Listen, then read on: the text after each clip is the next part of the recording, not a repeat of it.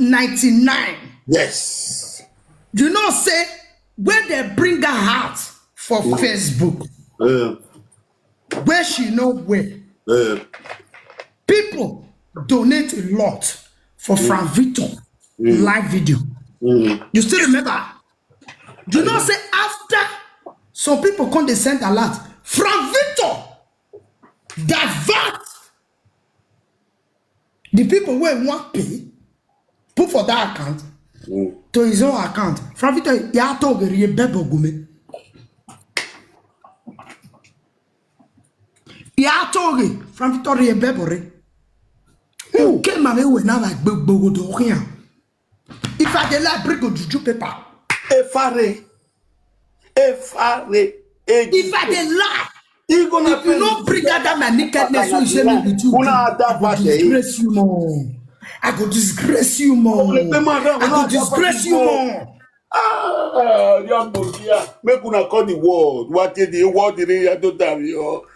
The money where you pay, people come they pay. Now your mouth you tell me. How them so you use your mouth. Tell me. The money where people, UK, Belgium, Sweden, come they pay. They pay it into your account. Me boy be no bubene from it no time, amen. When I not go see that woman for social media, from it you drag that woman. You demand, you the grace. Okay, na kwa what? When? The way they don't see the woman for social media driving. When they not see Mama back 99 now, when she dey sick, when we marry near the la video call make thank people. Now from Victor, now still come and come they say he fans because people will donate for UK, donate for Holland and all. Where from Victor transfer to his own account. From Victor come they give people the account number. All those ones call the verse. Now from Victor take on live video. Wanna go watch from Victor live video for Facebook. Now take on live video that time. Cause they say back at 99. I'm not giving me jouer. At least I suppose. No me fans or here. I'm not lying, Frank. Now you use your mouth. Your money auna. Why you not doing it? Why you be me Frank Ogbu? Mudane. What happened? What went it to? Riebe Frank. Riebe Frank riebe ni mame wedo ya febo. Ah, what is our weapon? What time, mame? Ugba wa Frank. Okwa boa. Ye post to any mame we now with camera that I go destroy you. You say you get man many of the recording of voice notes. Frank, I get a lot about you. You think say they follow one sapet the waka, I go lose guide. You the Chris? Sapet. When me sapet, we no get. A sapet in any room. Open. Oh, go be a boyfriend Vito. We are so. You gonna not donate in your. We are so. Una da fata can't. I have fancy when you have fair. My old Magilla and what I when I fancy me, when you forward the big. When you are here to when you are here to the platform in web we do with Maria can't to where near after live video. When you are here to when you are here to when you are here to here manata mata okwa agbeyan. Yeah, we are what? Otumaga Valia. Frank, you never see anything. Oh, till you post that camera that way me with you do is why I won't leave you. Every bad thing when you do, now me go they use anytime when I just say get chance. If I take online video, I give an idiot fear so quick. If I come out, wait to over the bed or you know now, you know. No, that bad go after the live me. Who are your country when you are Baba, no, Baba, I'll call you, Baba. No water. Baba, you're with me. I got Mama Dama Monkey. Where are the live with your guy? Bansas, I'll call you. No, you're worried. I'll call you. Mudane. Mami guy mo one last. Okay, man, Frank na ba gbogbo do here. You have the good one and last video now, but they are finished on now. So Frank, you not collect my page for Facebook. Frank, who was sungwa? they don't work collect. They don't work collect. A page, man. All of it to page you emu. Even in my Frank, gbogbo yo pa. Itesu na asie page nu wabo ya na gba koko kieme o page ni ka wa lo Frank you collect na o gba ke page ni o gba Frank o gba you think say na me with you want to do saga of life you the grace Frank you must post that to when we to do camera that okay man we na gba Frank mo disgrace you a video no who yan agi agume who were exposing nania me married them I go expose now. When I tell about them, I done where even we are exposing here. Me I don't pay. Ni me I am webo or segbe. Where's it pay? When I watch your go do. O go got be yen no ma cook sini. Bewa. Over me that was a Frank. Frankie. Frank, you know say me no get fake account. Now me you block me. Yeah. You can't release me back today. Now block you. And your wife account. And my other account where you take follow me, Asosa Omoruji, let them say backup account. You better not release me for blocking you because I'm going to be blocking you. I'll tell you, you say I need buy followers. Me, I'm going to let you know, person where the buy followers will bring you down. One market, I'm going to bring you down. It will easy my way. When I take one way, in my way, I will camera down. You are very. So, okay. If you do one more, okay, when I tell you, even though it could be 5 million way, it's good. In your way, we tear there way. Oh, we baba with this man. A party tick when we jump, hey, explain. I was gonna explain. Don't please. Woman no sunu. Go Bessie. Raya no sit go Bessie. When you take book where Baba, so that you no record, beg, Saka we go. Okay. Go here. Oh, according to you, Frank, Uwera ya no sika kwa besi, rakbabi be, uwa kwa besi, we otutunomwe ibieka, otutunomwe ni wa, otutunomwe. Gbamutia, the oracle of what? Oracle of adulterous women. I will tell you, era ya no sika kwa besi, or maybe we ya in media. Who was a social media king, social media cubana? Are you a social media cubana? A dog one. How? You are not a social media cubana, you are a social media rubbish. Oh, women or oh, women. You are a social media rubbish. Humanity is first conductor with women. Women. No one bagbe ya subu funi sube. Women go ya me. I'll to go beat you. You must bring out that nakedness. If you don't bring a comment, a TikTok, a Facebook, you better go. Yes, a boy. Yes, a boy. Oh God, yes, a boy. Anytime I love it, it was a fear software. Yes, fear for it. Yes, a boy. I go bring. You don't say Facebook and you don't come down. Best as I talk show it exists. On the level 1 of universe, I go back that level of Wune. Oh, because it will not see it. Oh, yeah, a dear. Because do you know what? A dear, the day when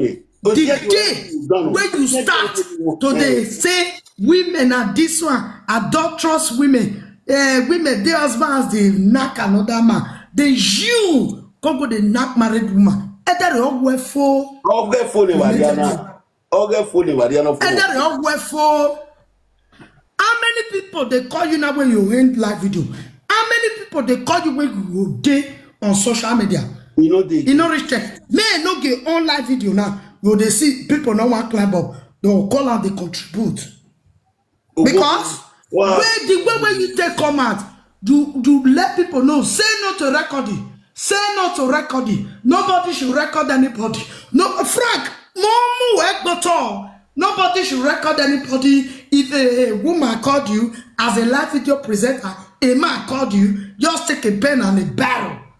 At the end of the day, Frank, now everybody take the listen to you. Now, Frank, on live video now, on Facebook. Even that your YouTube, dirty YouTube channel. We're on any 1K watch winner. Hello. Honor. Hello. Honor. You know, they going to go soon. Woji. Honor. Let women. They listen to you that time.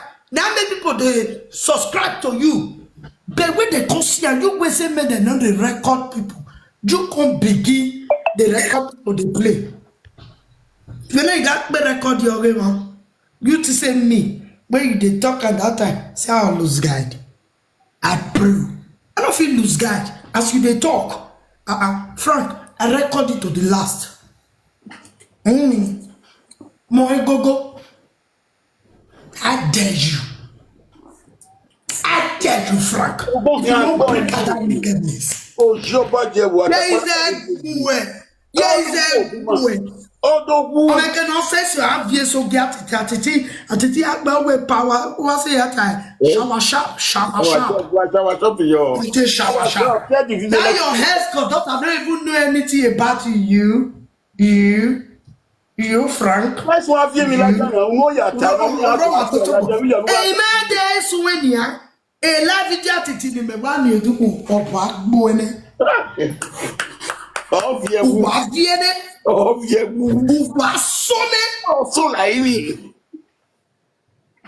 So like wait, you want it in the movie. You are when you down the secret stop and we die. I don't get any secrets when I give anybody for this app. If I get any secrets when I give you, climb up, play that. Climb up. You dey cry say come on. Keep quiet. You do it last year. It's November. I keep quiet. I go climb up. You can't drop me. You can't believe that this January you go do the same thing. I go keep quiet. Who buy? Oh, we also. Who buy? I'll bring you that more. I'll bring you that. And according to you, you say my account say I dey buy followers. See, try from that. Don't forget the talk and say this my account. It get as a content day. I restrict time. I put up because una be they give a massive report.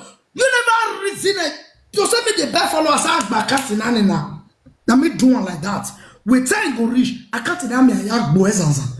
Egele boy. Me no am where I go beat you. I go saga you. Go feel what joke. Don't know where we go. Me Omen ne wa be. Me no me chuk mo. Wa piesha wa shopping wa piesha. Wa big man, piesha wa shopping big man don't give no sunu be dia. Big man. Me no Frank no big man 500 here. Why ya go there Frank be no mu e la dia when ni baba ya we camera down. Why you go in here? Big man 500. Big man 500. A fly almost work be. Frankie. I can tell you, Frankie, you got to job. Mama, where are we coming? They don't want to deal. Frankie, you got to job. He won't want to deal. Bower. Oh, we were born like we like your regbe. Oh, what better be joué? Oh, we like young women. I'm going to block their eyes. Block you. Block you. Yahweh. Yeah, low to that extent. Yeah, where you be kita. Oh, God. All that is happening. All that is happening. Oh, Eko to ogo ye kita ni Frank. Eko ye kita ni. Yeah, in fact, I use a party team. Frank don't really know what they cover. Frank, I took bell ye kita. Ye kita. I use a ho. Ya fear ne. I took bell ya bobo ye koko do oge. Boyo. Ya ye kita. Ye bobo ye koko do oge. Area wese. One market. Well, we say big man 500. I think I go boy, you are better so. Well, yeah, we say What come chef to no go fera? No, let me talk about, but if you don't bring out that nakedness when we go to the camera, I go disgrace you more. You will hate me. How dare you to say, how dare you, Frank, to say you get man, you're gonna now me when you start me with you get me with you voice note, you get me with you they create me with you got that do camera that you they create. Frank, you know the man. I'm not past you. No that woman is that relationship no cook. Frank, my relationship here. Ni mama was say they are not like that. They are not like that, Frank. Oh, me no know say your Tori who. Oh, no. I resemble all those all those people where they bully. Oh, they press. Oh, your TT platform. He come at TT platform when I saw that. Thank you for the gift, my big ma 500. Big ma 500. Don't get na gijena. And you get yak pakanatina na ga donate ne. Or wait till Frank ga davate wowa. I Frank ga davate. I gotta go your account to be. And one thing with your account today. All the account to be all the money. It don't go away wowa. So the account me, in what the account of get wowa. Frank for you know where at mame ne poya gbimo be Frank. When I'm my body. When I'm also radio. We me boy now. Here we matter gear na na donate. A boy na cake against me man radio anybody am we bank me matter gear we na donate. All the attitude the man beg we Frankie got to that extent in if Frankie give a client or even more account number you pay jogger. You never see him. Well, I want to tell me, you be a wow. Or live video, my account number yo. If no got the bobana. If no got like it, or live video with TikTok come but say what fear room. If no got a table, not the bob account number like I can't buy Mulajana. If you not say I lie, more na right up or yes, let us say you did lie. You want little bit live video now. Atiti, o make one la, my account number yo. So, if you do, ni mo se if you do no go me. Opona, we Frank come here where Igi agenana donate go ni ya paka 99. But maybe metana Atiti, where done email, Atiti adom, Atiti anything. Idam yo. Atiti, when you have power shopping, we like video on Facebook. Power shopping, like video on Facebook. Power shopping, I'm very tired. Watch what you like your team, man. TikTok power shopping. Tinto, watch shopping, Tinto. Power shop. Take this like video to 50,000 like. But take a gear. Watch No, tag me for here. Guess you know, use love taking person. Wash up. Watch yo. Frank, you never see anything. You go 8 to live, put for 2 people head. 2 people when you like, put for their head. Never. You know go up at all. Atiti me amo we na we Frank. I will live video again now. Only more account number yo. If I'm lying, you guys should say I'm lying. Ubeden rain a live video nana. Go to effect. One better than all your sticker.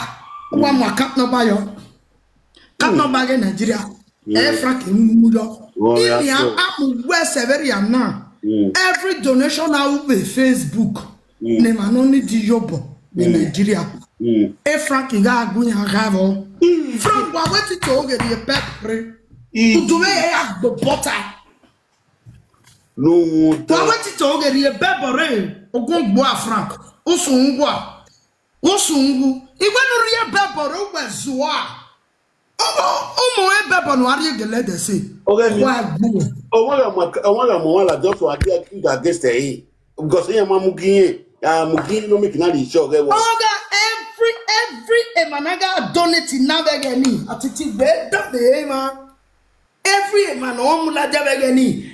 Make una help out this person need help. Frank, the share money with the people when he bring out. Frank, if I dey lie, bring E Frank almost was. Owo gbo Frank. O wa sun. O fi anwu. Ni wa bo lawe gbe mi ni wa bo lawe gbe na. Me ne disgrace la. O fi anwu. Ojo kan lawe. Menele de se bi agu we no se. O wa bo Frank. Me. I go disgrace you. Okay, they never tell you say for this app. No, do see people when I don't deal with. Here you so here. Here you so here. I go let them say. And let them say don't when here. Come here. Good when it's a way I was here. Was so here let them say oh let them make day. I mean the saga lot for this app. Ya boy ya ni privilege. Ya boy ya ni privilege. Oh, so good. O fi anwu. Oh, Joba Jehu, oh, you know where in Nigeria? Oh, you live like here. Everywhere na gbole back here, our with Nigeria. Only back. Ogbeli awa. Ona ki back. Ona yala webu. Ona wili we mi yoni yen. Ena we on lo be komeme. Yen we on lo be komeme. Egi mi na mi mani. E no da gume gwani ya. O aso we let the say live platform me. Evo que un vieux là ini. Il faut qu'il y ait un vieux là ini. Ou un vieux où les laisser la plateforme mais. Donc what you are so press enemy na me no gbinane. It not go better for you. You will they say my go pay Frank. He said get many things about me poster now. Oh man agbena. Me poster now. Me block mo jani block yi. No block me poster, I say me poster, there say me poster. Who was soon what? I said there me poster. I say 5 million. Yesterday I said 4 million. Today I said 5 million naira. Okay, man, I got to 6 million. You don't go poster. 6 million. Let them say get a lot about you. Make it poster. Where soon? Oh, let your quiet anyway. Don't do that again. Make poster. It's a book and love. I said make poster. Oh, I soon. I beg go man down. Frank. As far as they say you get I beg poster. You tell me to your poster. Mommy dress. Mommy dress. Frank. Dress poster. Poster Frank. I can tell you I say poster. And when I talk, I get a lot about this. Poster. He made it to go and poster. Poster now. Joba Jehu. Watch up yo. Watch up yo. Dana. Oria wo dana. As a poster. You know what I mean anyway now. That they fear it. I must me anyway. It was more Frank. Frank, I dare you in the morning. I dare you in the afternoon. I dare you in the middle of night. I said, poster here.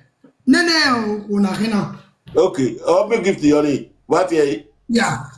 Clap up. Don't clap up. You don't make sure you need to clap up. I want to ask you a question. Don't clap up. I want to ask you a question. I don't make sure your name says. They said the boy, wait, this boy, wait, the see, yes, so. Now I send this naked, okay, don't climb. Unifeku nota, why go on, unifeku nota. Hello?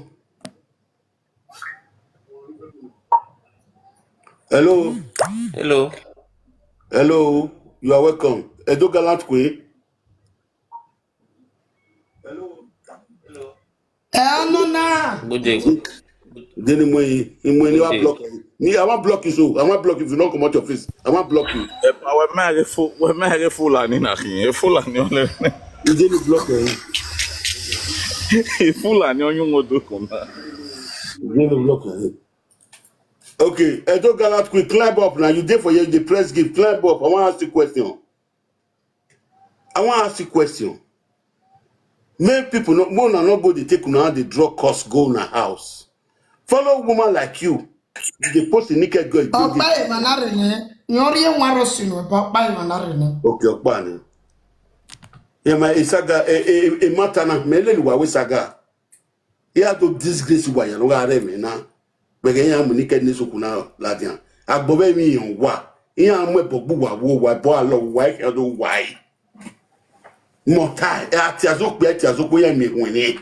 Eyan wae. Franco Moswo, we wa azu of do me made the one we exposing a ka expose we na me o me ka gada yane ni hian do pe magbon.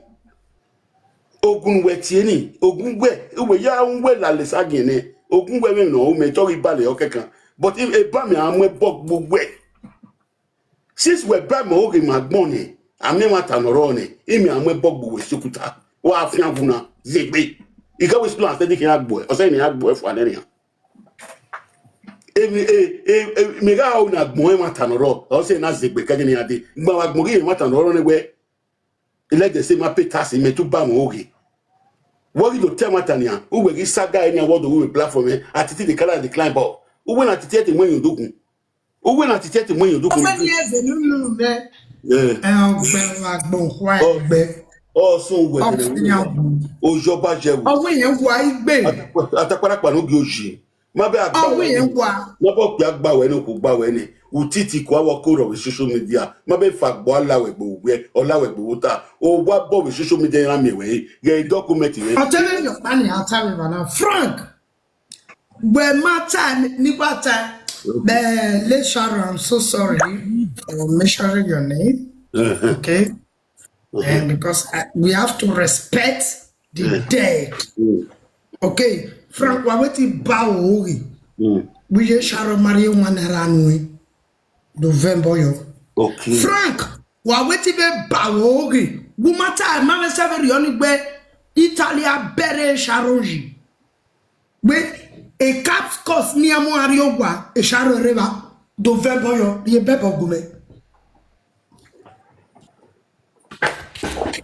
That's why I say, let Sharon, I'm so sorry, okay?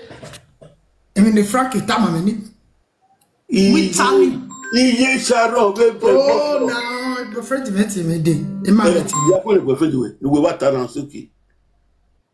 If you don't know what can already oh, that fell to Charo Pame. Our mamma will have your wife will bury you. Ye Charo Yafi, my go. Ye Charo Yafi, my go. Oh, to oh, Franco Moswo, uno bekola. Tiye Charo pay no. A great partner when I hear say we ga na him. O say wo ko na ga him. O ko na ze de no gbugbo e ga o ko na ga sponsor we na sponsor. We do gbe kan na. Ah o me so we no ya sponsor we. Igo gwala obo abidi nu ga gwala obo no mari no ko no mari no e. Enye vitalania I record e. Iye Sharon do ladian nu do ka mi ma. Kina mo weji. Iye Sharon pa me. Do ka mi ma kina mo wezo. Ekpe ti o mi keka mu ari owa. Ara we so ekpe ti o mi keka wa we bo mu ari owa Iye Sharon. Ekpe ti o mi ni. Aya wola jamot. Ugboloke Sharon akan wole na me kina bege. E de dasha wo no ra. E de dasha wo no ji. Ma bege a kon fi yi ni Iye Sharon we pe no mozo no ya agbopo no ya ro